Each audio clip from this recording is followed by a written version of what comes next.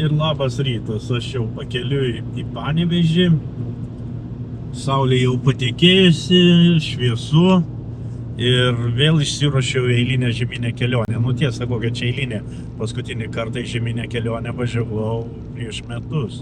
Tada turėjau nedaug daiktų, nes bandžiau išgyventi kaip alpinistas. Dabar vėl bus šitoj kelionėje pirmų kartų, nes vėl bandau naują miegojimo technologiją. Nu, pagaliau atvažiavau į savo maršruto pradžią. Tokioje įdomioje vietoje prasideda visai netoli Panevėžio, tai yra Paįstrio aviacijos muziejus.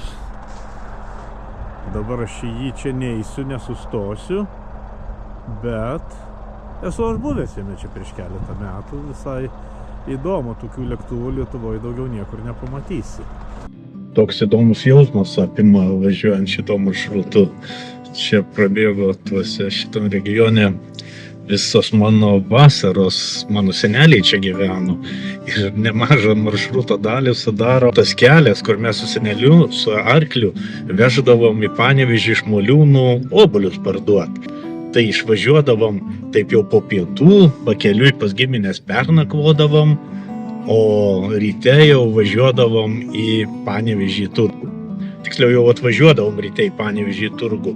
Ir pabandysiu dabar netgi tą brastą surast, per kurią važiuodavom su vežimu. Ir žinau, senelis džiaugdavosi, kad o gerai, ratai sušlapo, išbrinksta, tvirtesni bus. Regis, kad biškį pravažiavau. Čia kažkur tai yra buvusi partizanų vadavietė. Tai dabar bandau aš ją ir surasti. Šitas bunkeris buvo iškastas 45 metais rudeniop ir partizanai jame pragyveno, čia žiemą praleido. Bet pavasarį aptiko, kad čia tas bunkeris yra ir jiems teko pabėgti iš šitos vietos. Bet po kiek laiko čia vėl sugrįžo, nes niekas jo nesusprogdino, o 2005 ar 2003 metais jisai buvo restauruotas ir vat kaip po tos restauracijos atrodo, tai vat mes tuoj pat pabandysim pažiūrėti. Stebiu, kad bendraujant dažnai naudoju mes, įlipsim, įlysim. Kažkaip įsivaizduoju, kad aš čia ne vienas keliauju. Oho, čia yra ir tunelis dar. Oho, kur jisai ten veda. Nieko savo, nieko panašaus nesu matęs. Eik tu savo, koks jisai ilgas.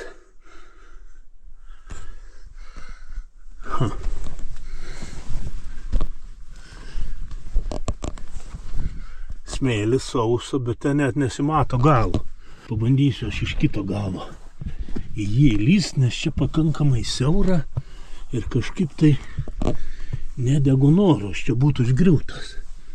Nes tie rasteliai neatrodo labai jau čia sveiki.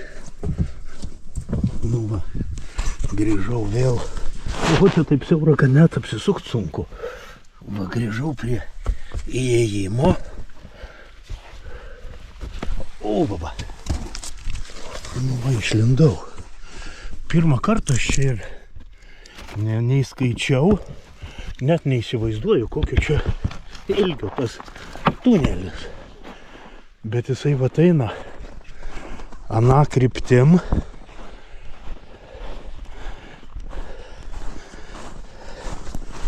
Ir kur jisai baigėsi?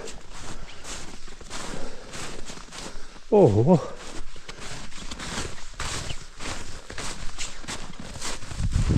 Aš kiek suprantu, tai jisai baigėsi, ai va kur. Va, kitas įėjimas. Tai čia iki bunkerio tas tunelis daugiau negu 10 metrų. Tai va, apėjau aš tą tunelį žemės paviršium.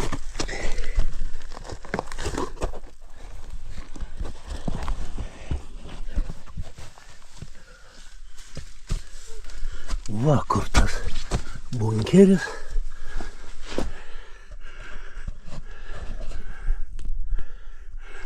Va.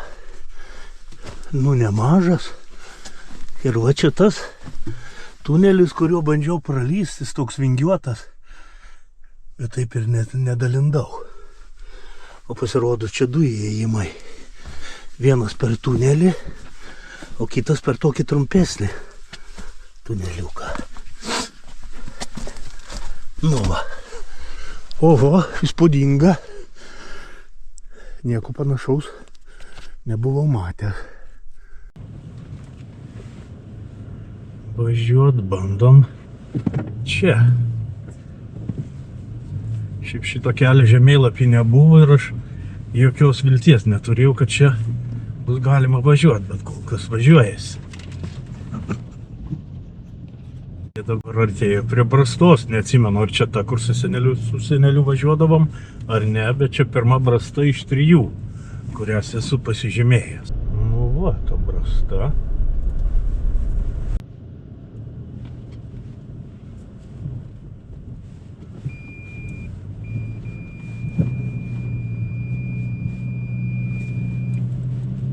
Tai per šitą Brastą sėkmingai pravažiavau, bet dabar atsidūriau kitoj Pyvesos pusėje negu mano maršrutas. Tai kažkaip tai per likusias 2 reikės vėl pabandyti grįžti kitą krantą ir tęst kelionę. O va ir jinai. Nu ką, turbūt reiks ir čia bandyti važiuoti. 100 kartų maudžiaus šitoj upėj, kai vaikas buvau. Kad ledas lūžta, tai geras ženklas. Reiškia, jisai nestoras.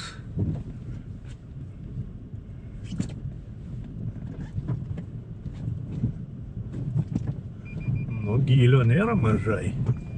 Visai nemažai. Tas man nepatinka, nes kitam krante bamperiu į ledą galiu atsimušti. Ko gero jau taip ir atsitiko. Bet tai ką, vis tiek važiuoju.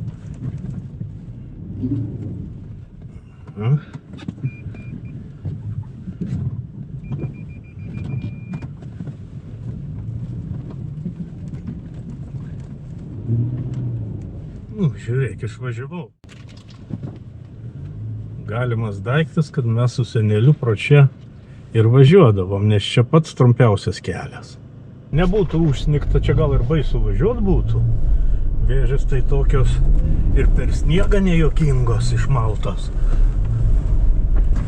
Toks kvailas metų laikas. Ir ledas nelaiko, ir tas pralūžęs ledas netgi papildomą pasipriešinimą sukelia. O va čia jau yra kitas mūsų lankytinas objektas, tai senovinis įtvirtinimas gynybinis moliūnų. Ir ką jūs pasakysit, suradau.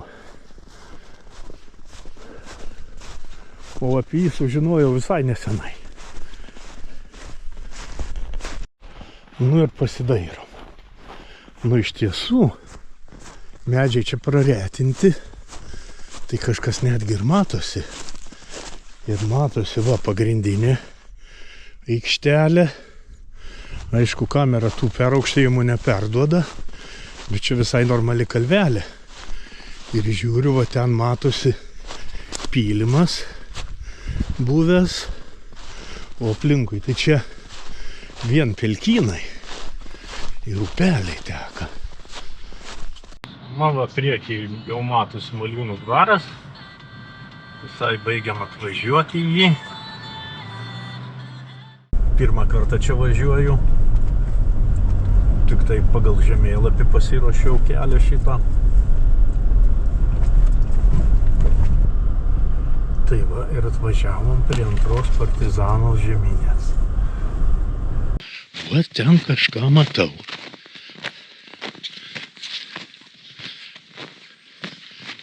Va.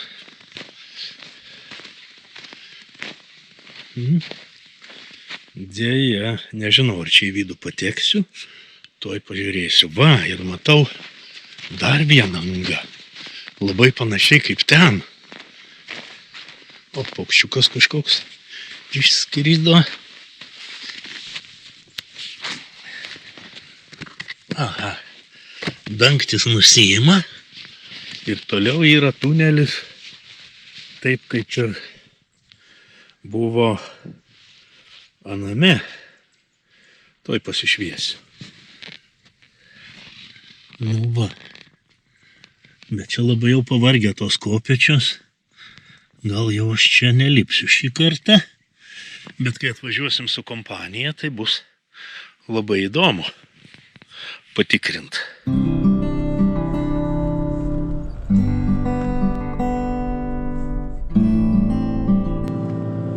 Mano seneliai gyveno pamiškėje, tai visokių istorijų pripasakojo.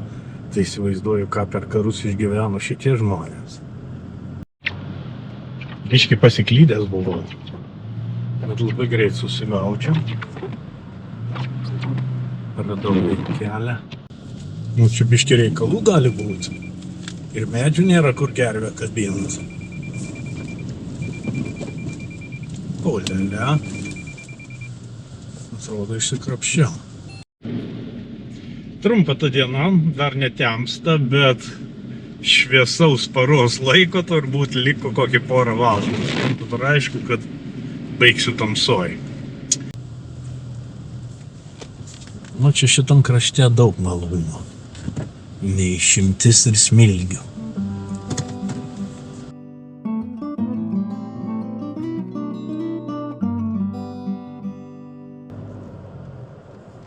Ten turbūt kažkokios tai arklydės tolumoj.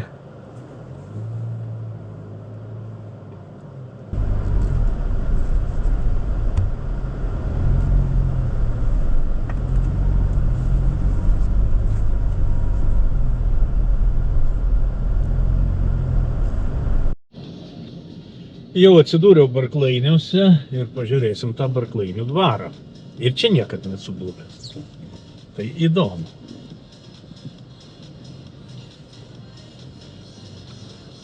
Čia šitą tvartą parduoda. Pats dvaras yra va ten.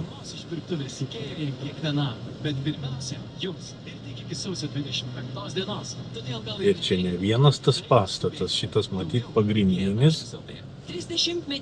Bet ten kairiau toliau matau ir daugiau pastatų.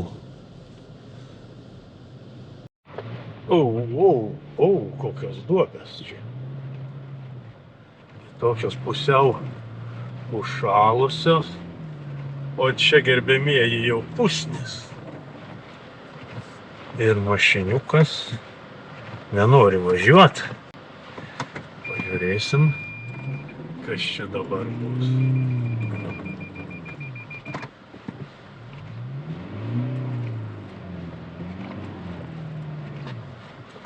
Nevažiuoja. O tai tavo, aš čia netgi ko gero sėdžiu.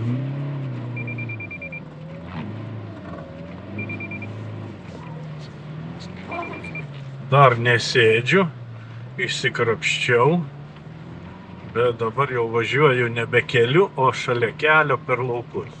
Ir dar vieną įdomią vietą atvažiuojam, tai Riaubonis. Ir kas čia yra įdomiausia, tai buvęs vandens malūnas, kuris išlikęs nesudarkytas. Čia ne tik malūnas buvo, Vilnų karšykla, netgi atrodo ir lentpjūvė. Dar ne visai sutemo, o aš jau pasvaly ir artėju prie savo paskutinio taško. Tai yra Siauruko geležinkelio stoties. Ir mano maršrutas šiandien bus baigtas. Pasvalys, va, geležinkelio stotis. Kelionę baigiau, kur čia šiandien nakvosiu dar neapsisprendžiau, bus matyt, bet nepaliksiu jūsų nežinioje.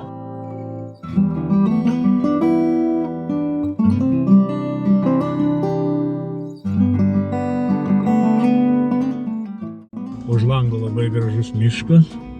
Pabandysiu čia jau įsikurt ir sulaukti rytdienos. Atėjo vakaras. Aš pilnai jau esu pasiruošęs miegui. Va čia turiu pilnavertę 2 metrų lovą.